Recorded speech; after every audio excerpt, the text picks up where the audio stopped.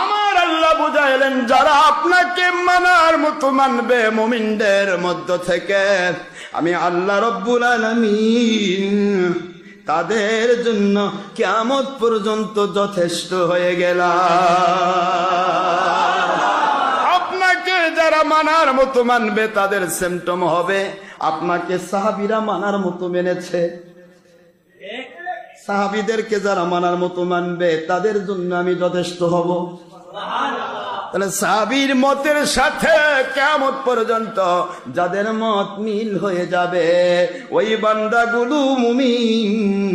আর যাদের মত মিলবে না, কিন্তু কোরআন মানার দাবি, হাদিস মানার দাবি, ইসলাম মানার দাবি, কিন্তু মিলবে না, ওই মানুষগুলিও মুমিন। সাহাবীদের মত আল্লাহর হাবিবের মতের সাথে মিল থাকা, এটাও মুমিন।